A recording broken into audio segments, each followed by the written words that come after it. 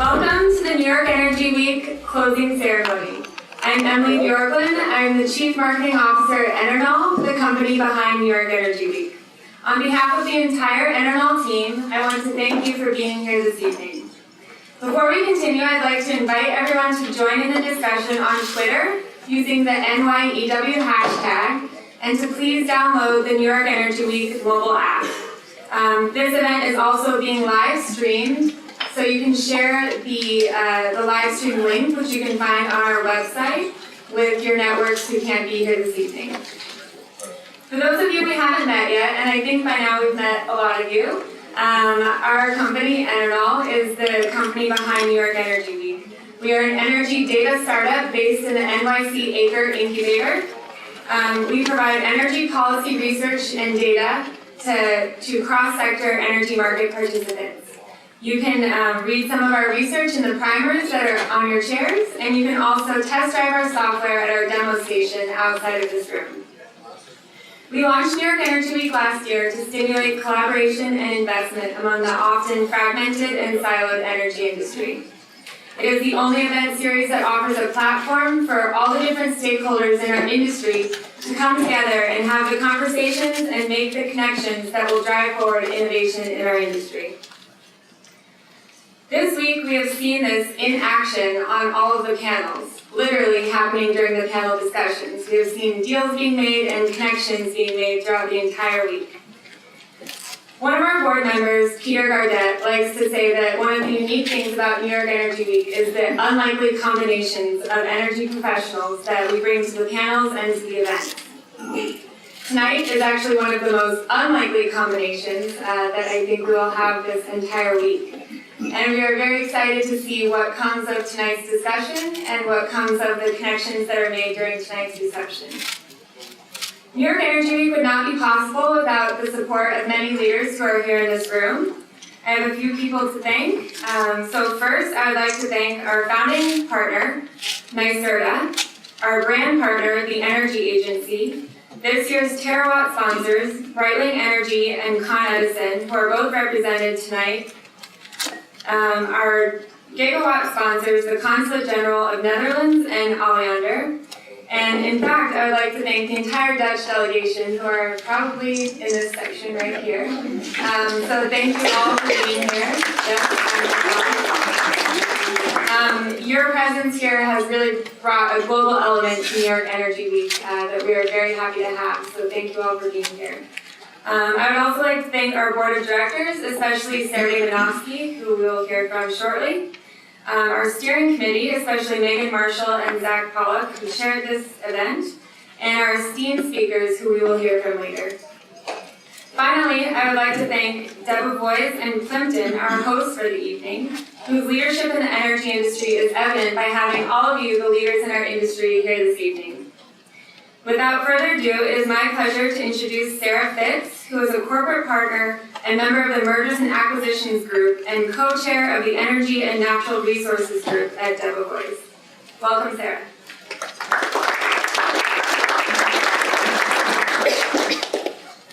Thank you, everybody, for trekking up to 55th and 3rd. We're delighted to have you here.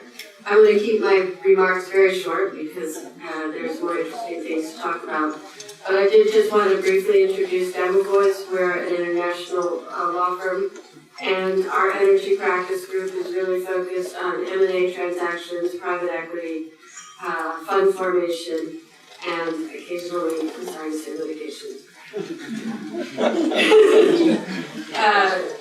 What is really interesting to me is I came to energy by random chance. I'm not an engineer by training, which I've been sad about recently. But it just seemed that throughout my entire career I kept doing energy deals. And a few years ago, I just realized we were right at this amazing transformation of technology and awareness and resources, and that everything we were going to do different was going to be different, partly enabled by the internet and partly surpassing it.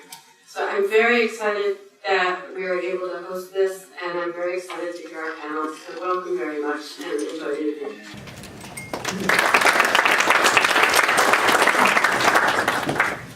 last person before the speakers actually start speaking, I promise. Good evening, my name is Zach Pollock. I'm one of the co-chairs and co-event advisory committee members for tonight's event. Unfortunately, Megan Marshall, the other co-event chair, can't be here. But I'd like to introduce Sergej Mahnovski. For those of you who attended the panel last year, you would have had the honor of seeing Sergej speak and moderate that discussion.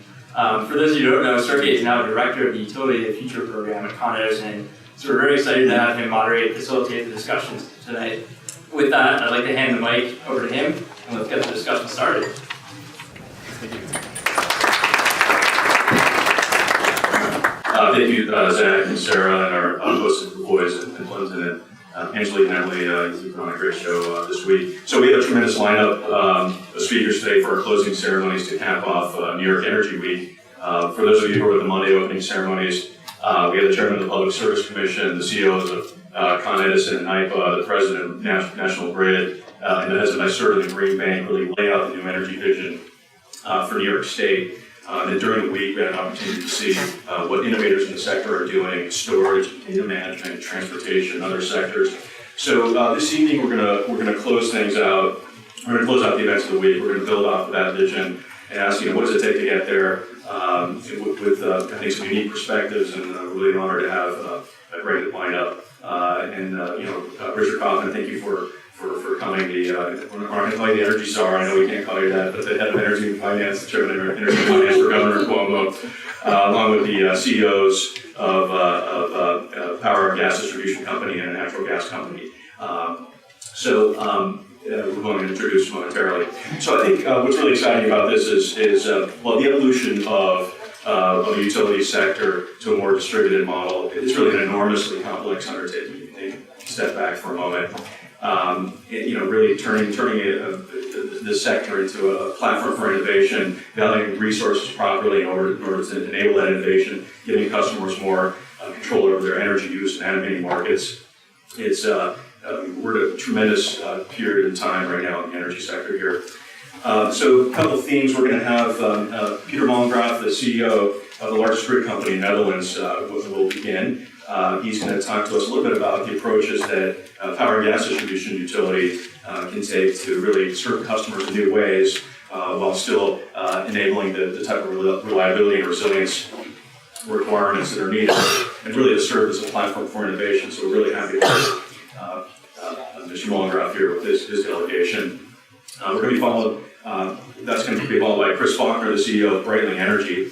The traditional role, the role of traditional fuel suppliers is going to be very important in this energy vision. So Chris is going to talk about the evolving role of natural gas and how the industry has really been reinventing itself. Give me for a moment.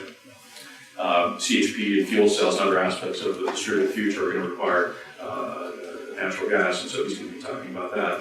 And then Richard Kauffman, the chairman of energy and finance for Governor Cuomo, will follow them and really talk about all the different pieces that are needed to really envision the animation of markets at the really distribution level, and what are the key pieces that he sees being necessary. Let me start with Peter Molengraaf. Our first speaker is the CEO of Alliander. As many of you know, Alliander is the largest power and gas distribution company in the Netherlands, serving 3 million customers, comprised of 7,000 employees. Alliander is really a great example of a utility whose corporate strategy is built around not only providing the highest levels of reliability to its customers, but also really focusing on enhancing customer choices, including the ability to manage energy use in a better way, and also investing in an open technology platform to facilitate interconnection of alternative energy resources. Peter is also a key figure in the energy policy community in the Netherlands, and also the vice chairman of the supervisory board of DNV KEMA. So I'm going to hand it over to Peter. Thank you. Thank you.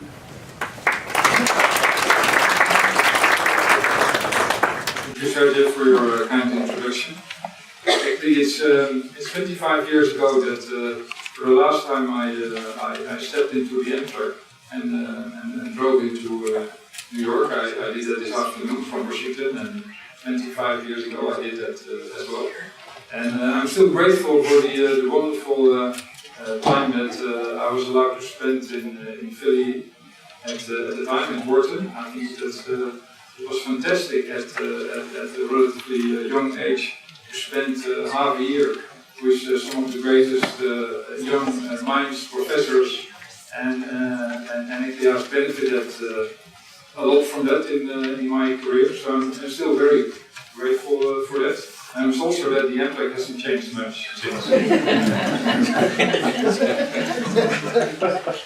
But actually, Alliander is here, and we are here because I think this is a really exciting place to look for new opportunities and new cooperation. I think we, as Dutch folk, we did 400 years ago, we looked for new opportunities. We gave up shortly afterwards. I think we still regret in a way. So we now will make a new stride, and we started, and then we will not give up that soon. Before I go to maybe the good and bad news for utilities, the utilities of today, a few words on Alliander. As Sergej said, we serve around 3 million customers as a distribution grid operator for natural gas and power, electricity. We do so for 100 plus years, and I think it's quite challenging these days to do so. Not so much because of the challenge of today, but I think about the challenge of the future. So let's have a quick look at what these are. I'll name 3, and I think that utilities will never be the same again. We now have in the Netherlands and in Germany, they're even moving further ahead. We have now a few 100,000 customers that decided to basically become a utility on their own. They invested in solar panels. We have now more than 35,000 people that are driving electric car. Last year it grew by 20,000 cars. And I think there's quite some correlation between the two groups. I don't know what comes first, maybe first the car and then the solar panel, or the other way around. But that's a quickly growing population, and if you look how that can evolve into to Germany, then basically utility world will have changed a lot, because there are now a few 100,000, and in Germany already a few million people that consider themselves, I mean, an integral part of utility systems. People make their own choices about what they generate, what they use, what they store, where they charge, and it's no longer enough to look at power generators and how the transmission line, distribution line. We have now 100,000 millions of customers that actually feel integral part of that system, and actually I think they are the main force to watch in the coming years. The second, and that has a tremendous effect already in our industry. If you have massive PV and massive renewable wind generation, like we now have in Germany, and Germany and the Netherlands are completely interconnected, so we have it as well when the wind is blowing and the sun is shining. That completely changes everything you learned about merit orders, about generation capacity, because wind and solar are always first in the merit order. And they don't announce normally how much volume they will actually produce, so that becomes quite a different game. But it means that even modern gas-fired power plants, actually some of them are even still have not been commissioned, but actually we could either leave it here or we could still commission them, but many of them will not run for the next 5 or 10 years. And if you make the forecast, now gas-fired power plants are basically out of the money, and in 5 or 10 years also the coal plants will be out of the money. And the reason for that is that in a sustainable energy system, at least how it's built in Europe, there's a lot of subsidies and stimulus. You don't stop putting in renewables at 100% of capacity, like you do when you're building a fossil energy system.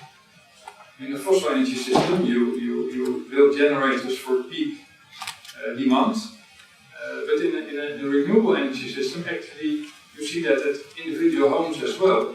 People say, I like to be independent or have no on my meter, and so they say, well, that means that when the sun is shining, I need to generate twice as much, also to cover 3 times as much, also to cover for the moments when the sun is not shining. And that's actually, you see some regions in the Netherlands and also in Germany, where quite large regions where renewable capacity is 200, 300, 350% of a typical demand. So when there's a little bit of wind and a little bit of sun, actually you cover demand. But when the sun is really shining and the wind is really blowing, even demand response systems won't help you anymore.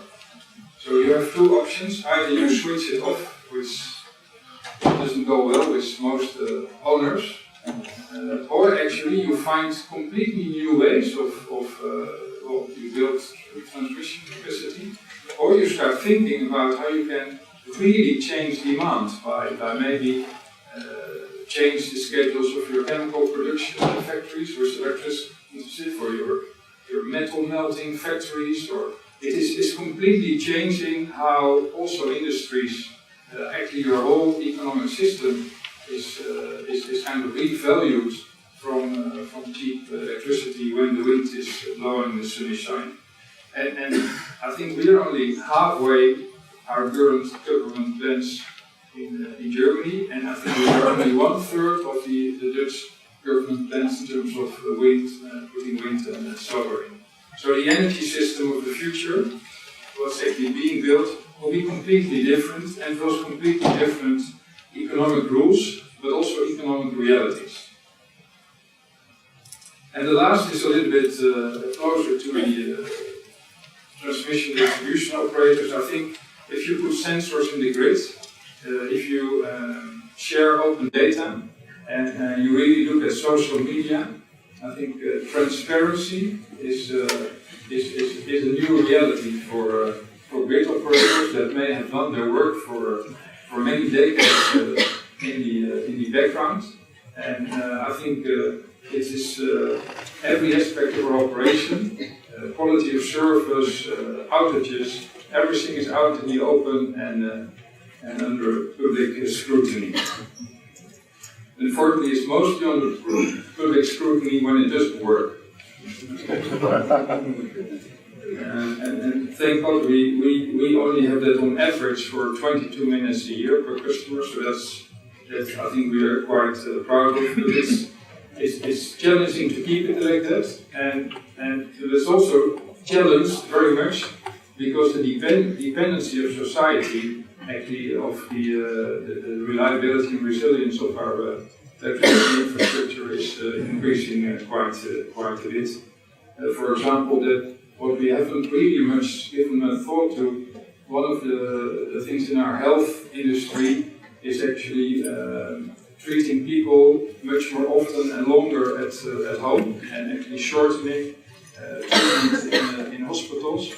Well, if you think that through from an energy utility perspective, you're actually moving patients from hospitals that have backup systems, everything well monitored and professionally managed, to homes where that may not be the case at all.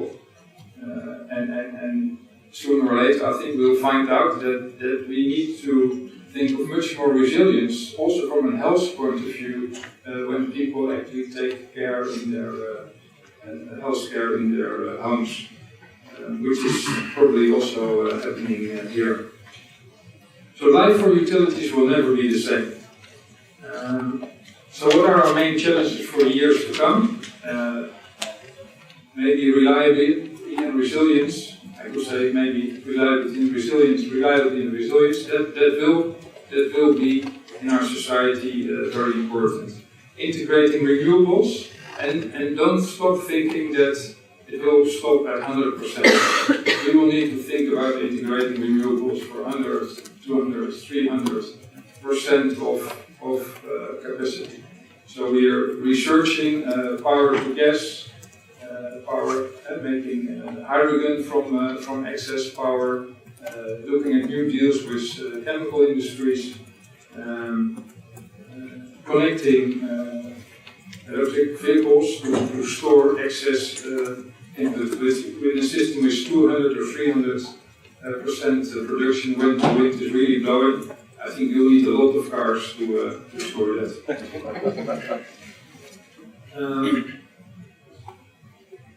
And the last challenge, reliability, resilience, integrating renewables and facilitating electric vehicles and smart city, I think, initiatives and challenges. Because what we see is that really cities are growing in importance in the economy. Even in the Netherlands, we see still, also part of the economic crisis, that actually accelerates the urbanization. So we have two types of urbanization, even in a small country in the Netherlands. Everything is moving to Amsterdam and Rotterdam. This has been happening for many years. And then also on the countryside, you see people actually clustering together around cities and whole areas being almost deserted, even in a small country of the Netherlands. And living together in the cities, which is, I think, a great economic opportunity, because many innovations are actually taking place in these cities, provides a lot of challenges in terms of infrastructure, critical infrastructure, mobility, clean energy, clean air, water, and I think we'll need a lot of new ways and new solutions to accommodate that. So what do? I think a few years ago we kind of decided that most of these challenges we would not meet by putting more cables and transformers into the ground. I mean, we will do, actually we're quite good at it, but most of these challenges will not be solved by doing the things we've always done. Actually, we need to really take customers into our system, companies, households, big company, industries, smaller companies, and we need to start working together on the integrated supply chain to see how we can meet these challenges. We can't solve these issues within the domain of a grid operator. So we need to open up in many ways. We need to do our existing work, we need to do it well, we need to do it smarter maybe, use telecoms, use ICT, smart meters, substation automation, many things, but actually it will not prepare us, it will not make us ready for the challenges, and if we keep doing it with hardware, it will also be very expensive for society. So we need to up as a utility, we need to work with our customers, we need to work on demand response, energy markets, energy market models, and also I think as a grid company we need to open up by sharing our data, so people can actually with new insight help us help us and our customers to find new solutions with new technology for the challenges we face, and bring new society solutions for securing energy supply, for energy efficiency, for how we deal with EV, electric vehicles, how we deal with storage in a renewable system, and I think look for new solutions everywhere. And that's really why we are here. We said that our future will be, we will look for partners, we look for ideas, for technologies, we will provide and offer testing grounds, like we've done with Amsterdam Smart City, where we actually said, well, come with your ideas, come from startups, big companies, we will help you to test them out, we will help you engage with the government, with customers, show what you have, and let's explore new ways of creating this new energy system. And we have said we will actually open up in many ways. We'll open up our information, we'll open innovation, we open our knowledge, we open source our software, and we open our data. And we're actually delivering open data sets about energy flows, about outages, about the bottlenecks challenges. It is pretty scary from the inside point of view, and it's been quite a challenge, I think, but it's tremendous how much other people creativity you can stimulate by sharing insight on how the energy system really works, and what technology options with big data, with many solutions are possible when you open up.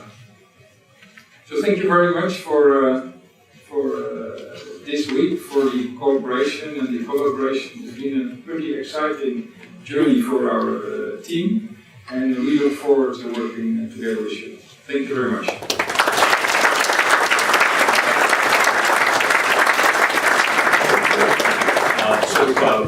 The three speakers are going to go and we're going to do a Q&A. Thank you very much for that thoughtful speech.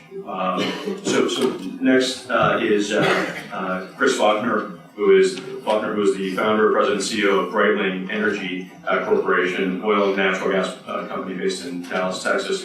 Mr. Faulkner was named, well, he has more awards to his name than I'm going to go through today, but I'm just going to name a couple. Mr. Faulkner was named the Industry Leader of the Year in 2013 by the Oil and Gas Awards for the Southwest region, the Oil Executive of the Year in 2013 by the American Energy Research Group, and recognized as Dallas Who's Who Energy in 2012 and 2013. There's many other awards. I'm just going to say that Chris is just published a book, and for those of you who are interested, it's available just outside. So Chris, tell us a little bit about your perspectives on the role of natural gas.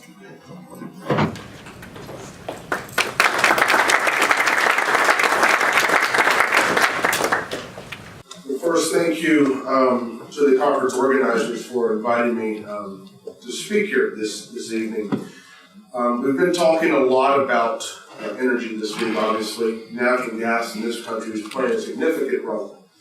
When we discuss power generation, and very timely is that President Obama has now put together what his latest thoughts are as far as the carbon bill in the United States, and he's essentially, targeting coal as an issue. And a lot of our power generation in this country has predominantly come from coal historically.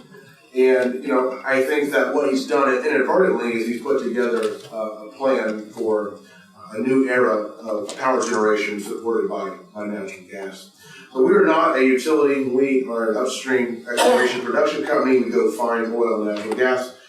We sell it to a purchaser, and we go back and do it again. So our role in this is from my vantage point, the prominence of natural gas and what it can play as a role in this country.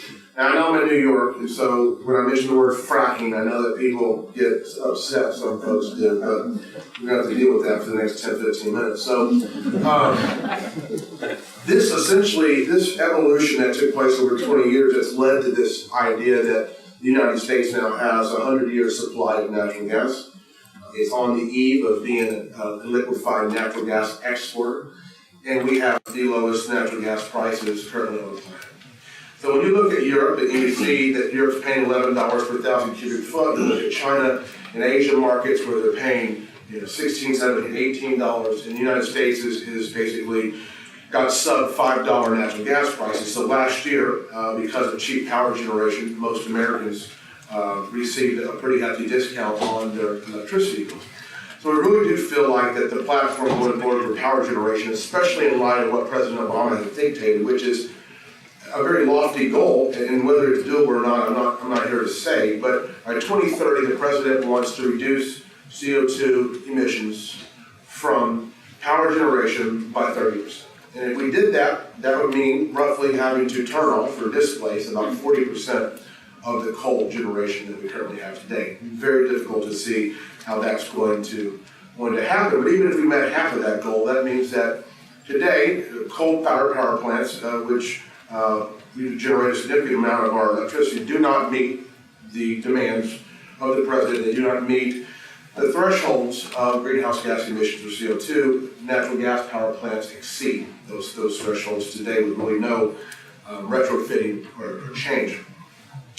So we really foresee that this bridge fuel known as natural gas, for us has a very large bridge. Environmentalists will tell you that, this is a short-lived bridge fuel and that, the way forward is renewable energy. We've had great conversations this week about renewables, but the reality is that they today, in state by state, there are obviously anomalies, but today they play a very small role in overall power generation for this country, single digit, where hydrocarbon-based fuels provide most of the power generation. And look, I'm not a hater of renewable energy, but the reality is that I think natural gas power generation works great when you're talking about renewable energy because you got to have a supplemental power source. You talked about it a bit, Peter, where the sun isn't always shining and the wind isn't always blowing. So you have to have some sort of standby power generation unless you want your power to go off, and people do not. And natural gas burns 50% cleaner than coal. And I really think Americans are starting to understand the story of natural gas. The reality is they don't, like many of them, the perception or the perceived challenges that fracking brings. We're in a state right now where the governor has put together a moratorium. We're also in a state where landowners are suing the state to allow for fracking on their lands because they feel like their land is not being properly monetized because the minerals can't be accessed because of the fracking ban. So is New York going to lift that ban? I don't know. Richard can probably speak more to that. I would hope that they would, but the reality is that the country, I think, is definitely getting behind a new fuel supply, and that fuel supply is coming from natural gas. And whether the president inadvertently is now supporting this, or he, just doesn't like coal, at the end of the day, it is going to help, I think, the future mentality of the country as we move toward a power source. Now, keep in mind, last winter, there are still challenges in this country, not just fracking. There's capacity challenges, pipeline challenges. Having a 100-year supply of natural gas only does you so good if you can't get the natural gas to the areas that need it. And up in the Northeast, and many of you may realize this last winter, it was a terrible winter up here, and we had massive demand coming online that was not foreseen. So we had spot prices of natural gas at $5 per 1,000 cubic foot, which frankly, $5 gas environment, now excites producers, which is strange to think because this wasn't a commodity that was trading at $5 for very long. It was as high as $15 just about 6 years ago. Because of the supply that came online, the prices remained depressed and the industry has shifted toward liquids. The point of that story is $5 gas, parts of the Northeast, because of capacity issues, were paying $140 per 1,000 cubic foot. So you saw a massive increase in supply costs because capacity and pipeline ability to get gas to the market wasn't there. And so when all the heaters came on, they needed more natural gas, and those power generators had to pay, and they're going to pass that along to consumers. So the point of that story is that this country has historically drilled for energy in the west and shipped energy to the east, but now with fracking and unconventional resources, those puzzle pieces have been realigned, and we're drilling for oil and natural gas all over the United States, but still have to deal with historical pipeline routes and capacity that need to be changed. And there's a lot of investment that's going to go into that. And so if you think about what's happening now, you talked a bit about electric cars. You talk about the fact that we're beginning to talk about natural gas for transportation. We're talking about natural gas now as a feedstock for manufacturing, bringing jobs back to the United States. We should not discount the fact that all of this is single-handedly related to hydraulic fracking, period. Every well that we drill in this country now essentially is fracked at some level. And I don't know how much you guys watch these local control issues in Colorado and places where we're starting to see cities trying to ban fracking within their municipalities or boundaries. So the industry has not done a good job educating people about the safety of fracking and what it means for our country. I think environmentalist groups have done a great job of doing exactly that with their story and their vantage point. But the reality is that the public perception around this is going to be a challenge. But at the end of the day, there is no non-consequential form of energy. Whatever you believe of post-Fukushima nuclear, oil, coal, natural gas, you have to pay some kind of consequence to have energy. You cannot pop out of the socket in your garage and fuel your electric car.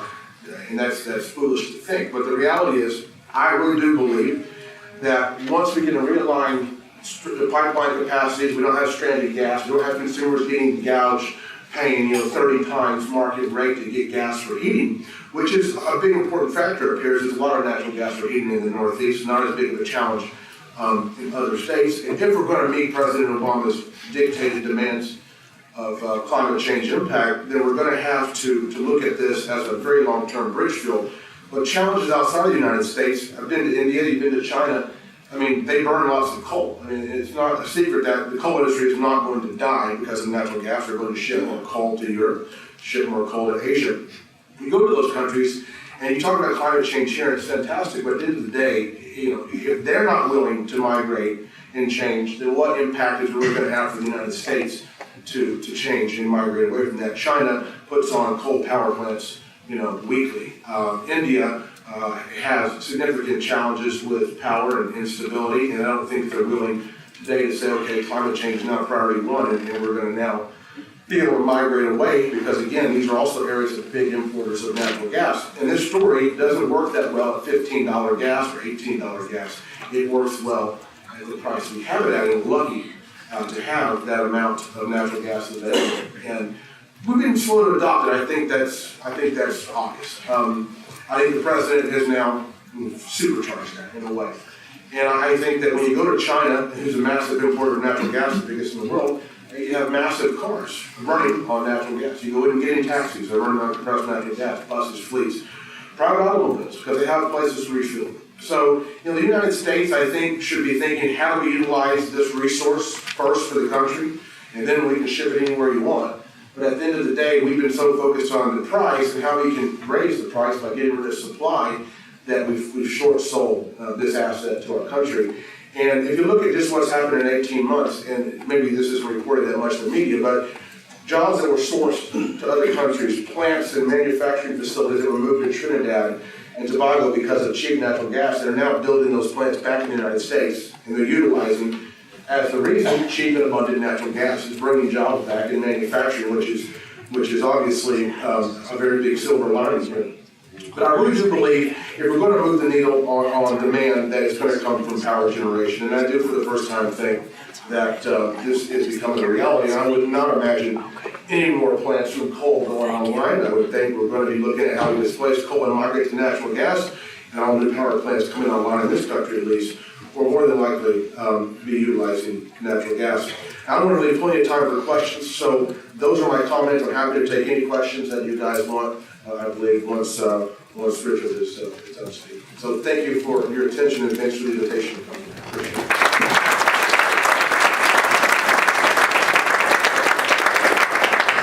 Thank you very much, Chris. And so next up, Richard Kauffman, who we need no introduction in this forum here in New York. Richard's the chairman of Energy and Finance for New York State. He joined the Governor Cuomo's administration in early 2013 as the chairman of Energy and Finance. But he really has the purview of all of the state energy agencies and authorities, including NYSERDA, LIPA, Department of Public Service, in the whole portfolio. So what's, Richard is going to come in with a tremendous perspective here, working both in the public and private sectors as formerly a senior advisor to Secretary Chu, an investor, CEO of Good Energies, and a partner at Goldman Sachs. Just want to say also on a personal note, they've in just over a year, what Richard's been able to do really, number one, challenging conventional thinking about how the energy system works. Number two, really already implementing policies and programs that are starting to take shape, and really adding market discipline in how we look at things. And really, what I think is interesting also, really tirelessly being, attending conferences, answering questions, being challenged, and always doing it very graciously, and always being able to justify and back up what he has challenged us with. And then I think finally, really serving as a mentor to the younger generation of energy professionals here. So Richard, thanks very much for coming, and let me give you the podium.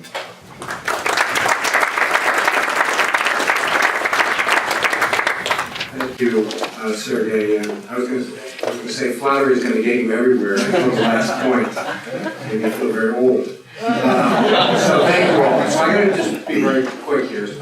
you've heard from the rest of the New York team about our policy, and Sergej asked me to be personal, to make it personal. And so I just want to give you some of the thinking sort of behind the policy based upon some personal experience. So forgive eyes in what I'm going to say. So I was an investor in clean tech, and when I entered the industry, I said, well, the problem here is technology. And we just need new technology. That's really the problem that we have in terms of adoption. And I learned that there's actually tons of great technology, and that's not the principal problem. The problem is not innovation, but the problem is markets. When I went to DOE, it was a time when we heard a lot about the Valley of Death and the need for a shortage of capital and also the need for innovation. And what we really needed was a big government a program, CETA, a sort of super loan program that was going to fund companies through the Valley of Death. And then Cylinder happened, and we don't talk about that anymore. But the answer is also about markets. Where we're going to solve the Valley of Death is through market development and through use of capital markets. That's what I talked about when I was at DOE, because we have still an anachronistic way of financing clean technology. And the real point here is that Moore's law is not a law of physics, it's a law of markets. And if we're going to achieve, and we've already begun to really start achieving this in terms of cost parity, we have to create markets, and that's what draws in innovation. It's not the other way around. So the other thing I learned at both the state and federal level is a preference for mandates and grants. That's what government, I think, thinks it's good at. And grants in particular, I think, really, I understand that grants are important, but I guess one of the things I've learned is sometimes people that are in the grant-making business think that they haven't met a problem that can't be solved without giving a grant. And one of the problems with grants is that we have used grants not to develop markets, but to become the market. And so we actually wind up disintermediating markets when we wind up funding things that we often do that are already economic if you could just mobilize third-party capital. So I just would close by saying that everything that we're trying to do in the state is about trying to animate markets. We want to animate markets because we know that that markets move capital, a lot of capital, very fast, and that's what we need to do to change our energy system. I'm going to come back to challenge Chris in a second. We also need to use markets to drive innovation, because the thing that this new energy system can provide based upon technology is to give us a new energy system that brings us back to the time of Edison. Edison thought that the electricity system was going to be about lighting, and our new energy system, we don't even know what the new energy system can provide, but it is arguably not just about being clean, and it is not just about saving customers more money, because while power costs are declining, T&D costs are going up. And so the cost to customers aren't necessarily going down, at least in certain states like New York. But the drivers of the new energy system could be motivated by comfort, by independence, as Peter said, by health, or convenience. Imagine a driverless electric Uber in New York City, because people would like that, not because it's going to be cleaner, but because they'll be able to get out of town faster. All right? And I'm just making that up.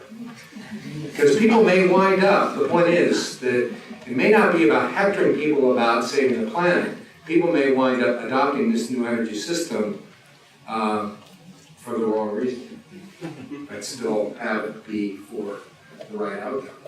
And I think ultimately this is about distributed solutions, because you cannot, the new energy system is going to be about more distributed solutions, which, by the way, can use natural gas. And we have to integrate the distributed solutions in Central Station. And that's what we're talking about. So thank you.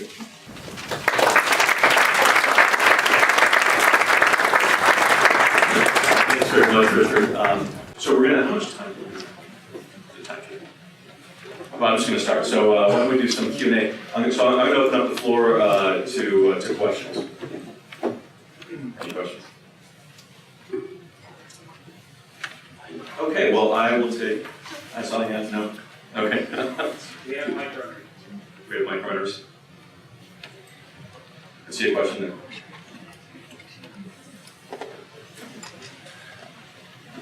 How you doing? Thanks so much for the discussion. Chris, being a Texas man. Sorry, can you please identify yourself? Oh, sure. I'm Chris. I'm with Lead Energy Training. Being a Texas man and being in New York last week, are you ever surprised of the disparity of the view of fracking in Texas and New York? Can you just speak without a mic, or you come? Is there, do we have an extra mic? That for the- mic can pass. No, that one, sorry. That's a new energy system.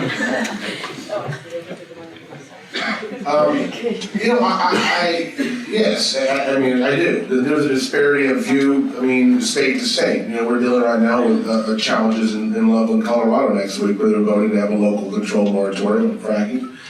There is a vote at the city council in Denton, Texas, 30 miles from my home, so to ban fracking within the city limits of Denton. So there's challenges within the state even. There's challenges definitely in the state where there's a moratorium. But I think that overall, there's still a big public perception issue with fracking. Now, you're asking me, I think those challenges are perceived, not real. You ask someone else, they may tell you they're real, not perceived. But I think that, it's been an instrumental tool in revolutionizing what is happening in the United States. I live in the Barnett Shale in Fort Worth, so I drink the water every day, and that's the biggest concern is water contamination. I don't know if New York is going to release the ban or not. I know that there's people, people in New York know folks in Pennsylvania and think, well, things are going pretty well for some of those areas. But yeah, I'm a bit disappointed that we're seeing these sort of popping up areas of cities, because look, it's not about Denton, Texas. A city in Texas banning fracking is a much bigger story than the city itself that banned fracking. It's a much bigger global story.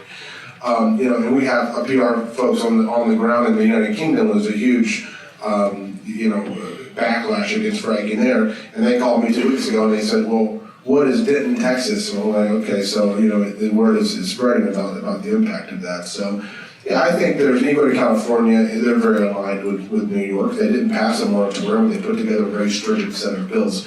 So I would urge people to make an informed decision, but more importantly, what California did with frac fluid disclosure and all additional permitting requirements, more regulation, it gives an opportunity to still, if you want to go to California and you want to develop the resource, then you know what you're on the hook for. And in some ways, that's better than a moratorium. And if it gives peace of mind to residents there and allows to develop the resource in a sound manner, then that's great. But there is challenges now with seismic activity, water injection wells, a number of things we could get into that we still as an industry have not done a great job, I don't think, addressing those concerns and being more transparent, especially in the time of, someone mentioned social media. I mean, something happens anywhere in the world and people know about it in 10 seconds. And that's the new era that I think our industry did not jump to embrace early on. And that's what's creating, I think, some of this dissidence in these areas in the United States. You raised your hand. Hi, Steve Wolk, Strategic Investment Consulting. You talked about natural gas being a bridge fuel. You talked about natural gas being a bridge fuel, which it clearly is, and it's a necessary bridge fuel. But how do we deal with the fact that it being a bridge fuel, it actually creates a bigger gap between coal or other kinds of fossil fuels and the time when renewable energy will become much more prevalent? Because natural gas at least appears to be less expensive. You include all the externalities, perhaps it's more expensive than many renewables, but the actual, or the specific cost borne by end users right now appears to be less expensive. So how can we sort of reduce that bridge and help people understand that perhaps natural gas is, when you include climate change and the water issues and everything else, it's not as good as it looks. Well, look, I think that you look at CO2 emissions in this country and they're at, levels of 1990s. It's not because of wind and solar, it's because of natural gas, in my opinion, and you may not agree with that. The reality is that every environmentalist hates natural gas because they also think that it's going to stymie the development of renewable energy. I will tell you that I don't think any energy form can displace the other ones. I think that, we have a mix and a puzzle, a pie, and those pieces are labeled with coal and nuclear and whatever else on that list, including efficiency. This country's got to get better efficiency use of our energy. I think it's going to take all these things. And I think that it's going to be foolish to think that we're going to be able to displace all hydrocarbon fuels in any short amount of time. And I understand that natural gas of that mix is available, it's clean, it's abundant, and it is relatively cheap in the United States. When the reality is the technology works. So keep in mind, look, when you guys develop, wind and solar that can be stored by innovation and by technology, Christian was talking about creating that additional market, and I think that changes the game a bit. But at the end of the day, there's got to be supplemental power sources, and my point is that natural gas, even by our own admissions in our administration today, admits that those plants exceed the thresholds put in by the president, and they're pretty aggressive targets. And so, my thought is that people really don't hate fracking, they hate natural gas, and I think that people can get behind that story, and it scares people like the Sierra Club, who, by the way, took lots of money from Chesapeake Energy to support natural gas development until they realized, whoops, there's a lot of this stuff that's going to be cheap. Maybe it's going to stop to renewable energy and we got to get off the bandwagon. So, that wasn't that long ago when that happened. So, I think perception-wise, I think it's a story that sells. And I'm in the oil and natural gas business, so, we need both, in my opinion. But I think it'd be foolish to say that we can do one or the other and not at least discuss the fact that it's going to take all of it. If I could just also respond. Again, I think the issue relates to the tension is more the issue between distributed resources and central station generation than the issue between natural gas and renewables per se. And I think that because, as I said before, the cost of central station, the distribution costs are going up. Transmission distribution costs are going up. So even as power costs have declined because of the benefits of natural gas, the cost to us as customers has continued to go up. And so in New York State, it's sort of like college tuition. The delivery charge kind of goes up every year, sort of greater than the rate of inflation. And so that's not really sustainable over the long term. We have an older infrastructure. We put $10 billion into the system in the last 10 years. It's going to be $17 billion in the next 10 years. So that's one issue about that we have the cost of all distributed resources going down at the time that the central station model goes up. And so when we talk about distributed solutions, it's not just solar, it's not just batteries, it is also fuel cells which use natural gas, or CHP which uses natural gas. And then the other point is that the things that, this point about distributed solutions, that's what creates the enabling technologies for energy efficiency, and it also creates all the ancillary services that will make the system more valuable to customers. Because in every other business, it's now about the pull from the customer about value, as opposed to a push model. So the grid isn't going anywhere, but there needs to be a balance between the central station and distributed solutions.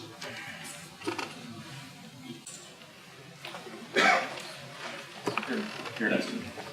Hi, my name is Tim Burry. I'm with a big Dutch aviation of 15 companies focused on electric vehicles and microgrids. And we're really here during New York Energy Week to look at REF, how the market in New York is opening up, and also what we can learn from New York technologies, and also because we actually want to do some business. So what I'm wondering, how can we use international technology solutions to solve local energy problems? How can we work better together to overcome our similar urban challenges? For any of you. Why don't you answer that question? You want me to answer that? We're in different habits. I gotta think about that for a second. Well, so let me just say this, there's been, it's interesting over the past year in particular, there's been all discussion of a new model for distributed resources. The level of interest in New York State has risen tremendously. And the innovators are coming out of the woodwork. Some have ideas, some don't, some might have in the future. And I think it's difficult to determine what technology is going to win. So I think by creating a platform really for those technologies to be valued properly based on the value they bring to customers and to the system, I think you're going to see much more competition, many more ideas. So I think I think we're in a good position in the next time period for those kind of technology like yours to get to at least have a shot at really being part of almost a living laboratory here in New York. And I know Kristen Barbados here, who was she used to manage she was part of the chief of the energy management program at in the city government, and if you look at the kind of living lab pilots and test beds that are going on in cities, not just in New York but elsewhere, it's really a tremendous time for innovators right now. So I was just going to say here that in terms from a government standpoint, we don't have our finger on a specific future. That's not our role. When I talk about markets, we want to be an enabler. We want to be kind of at a near frontier where the market is. Or is not, right? In other words, we want to be one standard deviation away from where the market is, as opposed to traditional government approaches in innovation, which is to be 3 standard deviations away, which means it's not really a bridge, as it were, to borrow the phrase and use it in a different way, but a pier, right? Because it doesn't go anywhere. So so our objective here is to get the right rules, to get the right price signals. And Peter talked about this idea of data. We have to free up data and create provide enough information so that the market can provide the solutions, as opposed to, I think, what governments and frankly what regulators do and what traditional utilities do is to specify a problem. There's an RFP which has a technical requirement, as opposed to give the problem out and let the market figure out what the solution is going to be.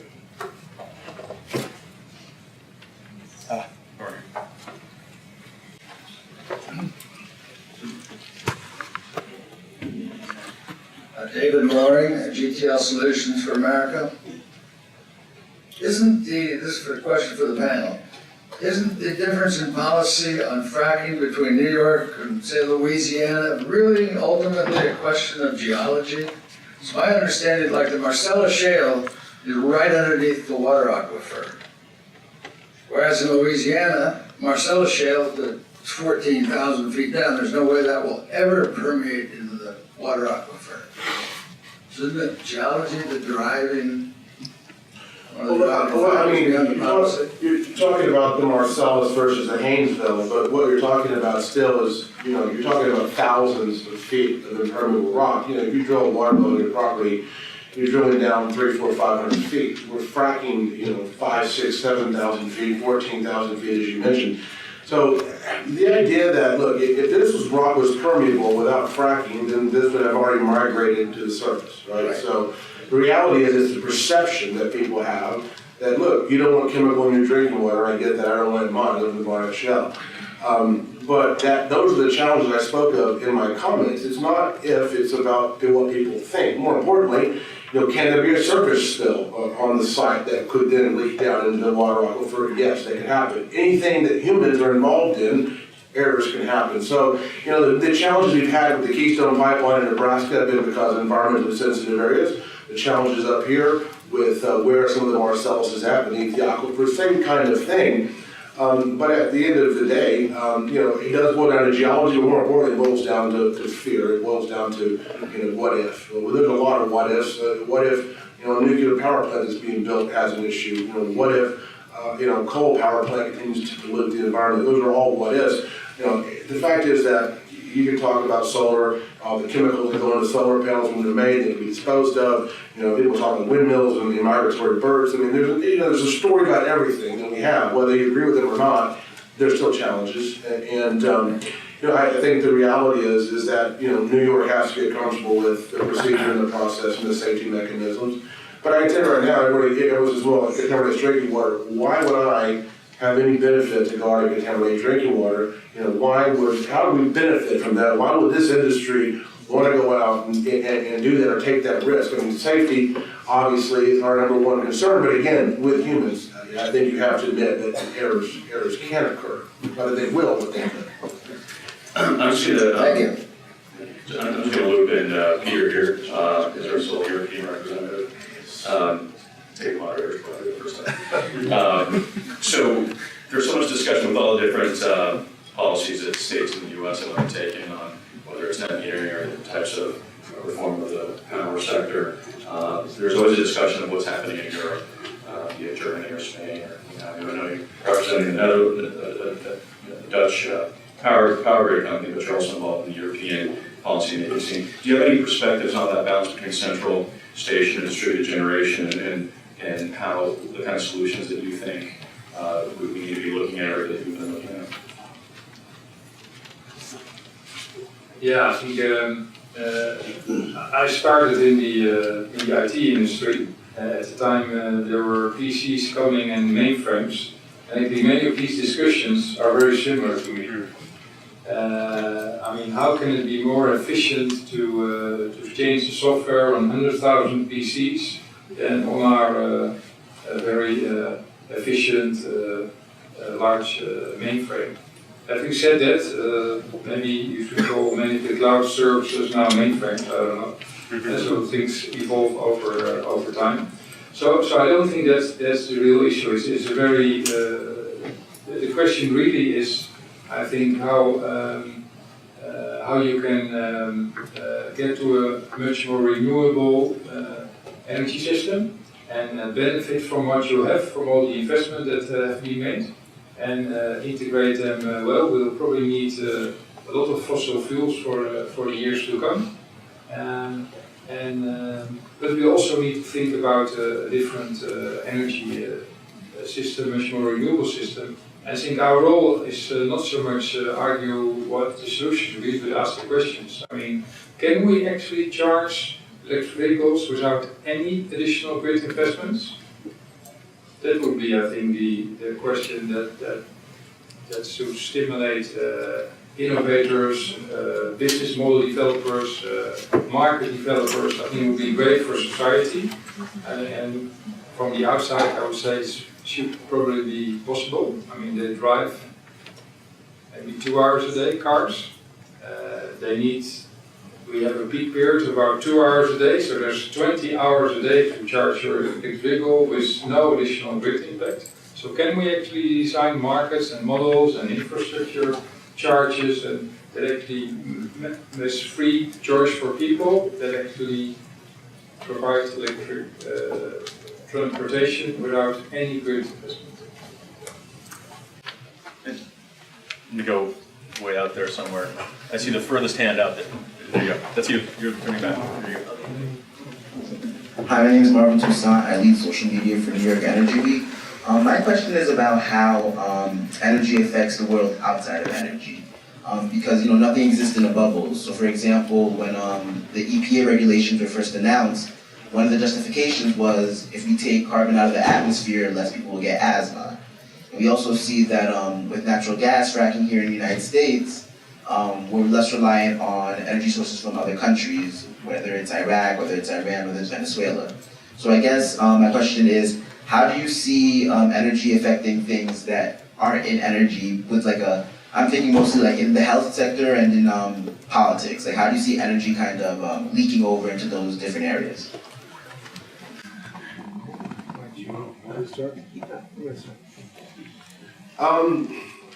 I think to address politics, you mentioned Iraq. I mean, what's happening in Iraq right now is a serious issue.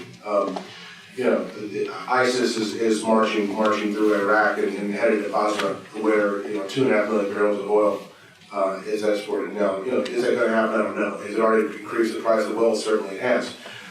What's happening with Iran and discounting oil to China, Russian gas discounted to China? You now have this security alliance with 3 countries that most folks don't think should be aligned: Russia, Iran, and China.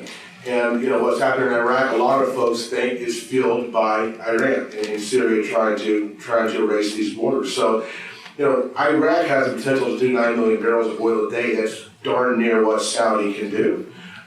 They've had significant challenges there because of the war, and everyone knows the United States is not going to go back and rescue that country. So, it's going to be interesting to see how that affects us. As far as health, I think you have the same perceived challenges that folks have around development of hydrocarbon-based fuels, whether it's escaped methane, whether it's water contamination, whether a lot of that, those are negative perceptions. So how are you addressing that? Around the world, well, you see stuff that's happening in the UK. You see things that where folks are pushing back pretty hard on fracking. You saw it happen in Germany with the basically turning off of nuclear power, and Germany's renewable efforts are coming along. I think most folks think, okay, a little slowly. They're buying nuclear power from France, at a higher rate. But they're trying to create a market. They're trying to push forward, and the consequences, I think, go back to every type of energy. But the geopolitics now in the Middle East, what's happening, are definitely pretty scary with what's happening in those regions, especially when there's oil that lots of countries still rely on coming out of that area, and it's been very volatile. And just like what Putin has done with Ukraine and Crimea, they're taking advantage of the United States in a weak situation. That's the reality. We're not going to war with any country. We don't have the money, and no one's going to vote for that. So that's a challenge for the United States and allies now for the first time question themselves: can the United States come and help us if we get into a situation? And the scary answer is probably no. So. And it's driven a lot by energy in those regions. I'd like to turn your question around and say, how do other things affect the energy system? Because I think nobody gets up in the morning and says, I want to use more energy. They get up in the morning, they want to see what the energy system can provide to them in terms of value. Right? And I think that's, to again emphasize the point, we're at a point now where the energy system can provide more value. And so, again, back to the telephony argument, we have a lot more. We spend a lot more of our money on telephony than we used to, because we have much more value than we used to get from just the dial tone and a wireline phone. And so the question is, are there analogs in the energy system? And I think the answer to that is yes. And I don't think where innovators, and why it's so important to draw innovators into the market to help us create that kind of energy system. And so I think health can be a driver. Peter already talked about that in terms of home healthcare monitoring. The same things that are that's going to create a home automation system. And that home automation system is going to provide a lot of cool things for customers. And that can't happen without a distributed energy system, or that will enable a distributed energy system. You'll be able to save more money that way as well. It'll be lower emissions, but that may not be the motivator for doing it. And so the new energy system gives more convenience, has the potential for more health benefits, for more convenience, for more independence. All these things are more entertainment. All these things are create more value from the system. Thanks, Richard. Unfortunately, we're starting to draw to a close here, so who has, we have one more question. Right over here. Who's got a really good question?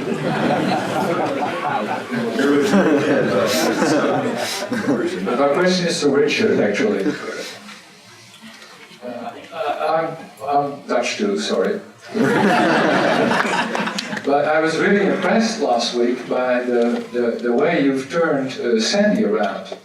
Because it's, of course, a big problem. I didn't realize this, that the people would be in their homes for, let's say, a couple of days, and they would be not being able to get on the stairs, that sort of thing. So I hadn't realized how important resilience was, actually, until I came here. But now you've sort of turned it around, I think, into the question, how can we use this problem to make a renewable energy system? And that question I have to Richard, because I think electric vehicles are often thought of as something separate, like a transportation issue. But do you think electric vehicles can be part of the solution to resilience? Do you think that there's a place for them in New York, not only as a way to grow through the city, but also as a way to improve the resilience of the grid? What do you think to that? Well, I think that, again, I think part of what we're trying to do here is to set up the rules. And so I think the point about electric vehicles in a very constrained area like many parts of New York, but particularly in New York City, is that it does provide a potential for providing services to the grid. And right now, so battery costs are high but declining, and so the thing is, if there are services that distributed energy resources can provide to the grid that are going to result in better system efficiency, that's a good thing. And so, whether it is thermal storage, or a fuel cell, or a CHP, or an electric vehicle, these are all relevant solutions that will provide more stability and more resilient and more value to the grid. And so this is why we're not going to say it's going to be electric vehicles. It's going to be a market-based solution. And at the time that electric vehicles can, if we provide the right price signals, that will certainly provide more value to an electric vehicle. And so that over time, we would think would help the deployment of electric vehicles. Well, unfortunately, we're drawing to a close. Let's thank our speakers here for really tremendous.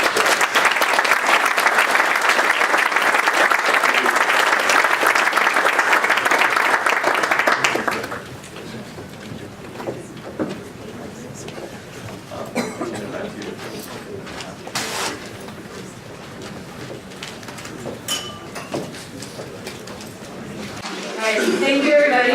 We have a few more people to thank and a few more words to say before we have our cocktail reception. So some of the people that we need to thank, and please bear with us because this is a closing ceremony and there are a lot of people we have to thank. So again, we want to thank our headline sponsors, Con Edison, Breitling Energy, Alliander, and the Consulate General of Netherlands.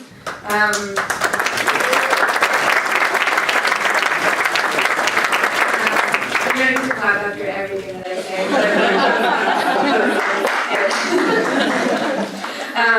We want to especially thank NYC Acre, who puts up with a tiny startup like us becoming a big New York Energy Week creator.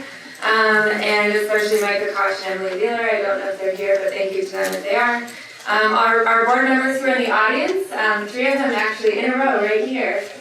So thank you to Carolyn, Kate, and Kristen. And I think there are probably others of you in the room. I see Adam Smith and May Shibata over there from the Energy Agency, Sergej, who is our moderator. And yeah, thank you to everyone else who I don't see. And to our entire EnerKnol team, so Vincenzo Giordano, Eric Davis, Janet Lynn, Aaron Carson, Angelique Mercuro, who you will hear from momentarily. I think there are probably others of you in the room that I don't see, but our New York Energy Week team especially, so Susie Longvall, May Kuhn, and Tawana Lewis. A big thank you to our steering committee, especially Marvin Toussaint, who is our social media chair and who asks all the best questions. Thank you. And finally, to all of our media crew who's been here with us all week, our videographers, our photographers, and Sarah Backhouse from Future 360, who's not here, but thank you very much. And now, and Patrick. Thank you, Patrick. Okay, and next we will hear from the founder and CEO of EnerKnol, Angelique Mercuro, for our final remarks before we all enjoy the reception. So thank you once again.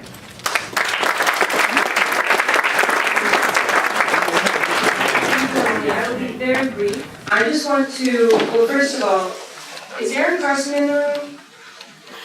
Aaron, I think may have something really brief to share as well. But I will be very brief. I just want to say thanks to all of you for being here and for being part of this. It's all of your participation that makes this happen. And just who we are, for those of you who haven't had the pleasure of meeting yet, we're a very small tech startup, and we're not at all an events company. What New York Energy Week is a by the industry, for the industry initiative. And the way that we're able to pull it off is we have an amazing steering committee of now about 400 members, and we get together on Friday nights at the Varick Street Incubator for all the planning of the content, and that's what really brings together the diversity of every single sector represented. And all of our sponsors and event hosts have the great event production that we, as a little software startup, don't.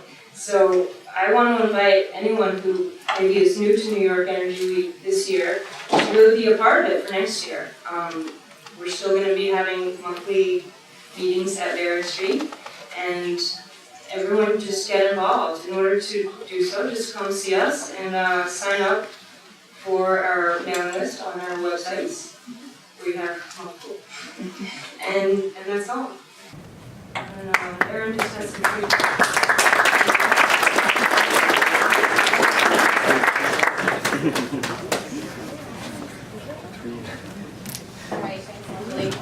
Well, Angelique called me out. She asked me to take copious notes during the keynote comments, and I'm trying to just draw out a couple of policy conclusions from the week and from tonight.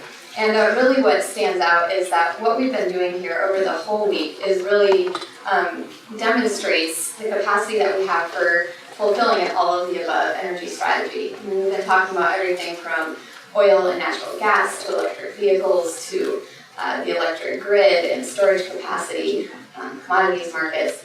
So I think that using that all of the above approach and kind of drawing on some comments from tonight, the bottom line is that we have innovation in technology, and what we can do moving forward is find a lot of innovation in policy. New ways, new solutions. A couple words stand out throughout the course of the week: open data, transparency, and let the market figure it out.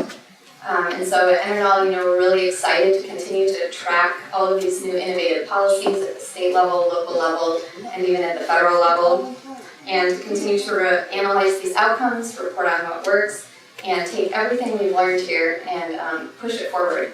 And this is a room full of industry leaders, thought leaders, policy leaders, and let's all take everything we've done here at New York Energy Week and continue to make change happen. So on that note, thank you very much, and let's enjoy the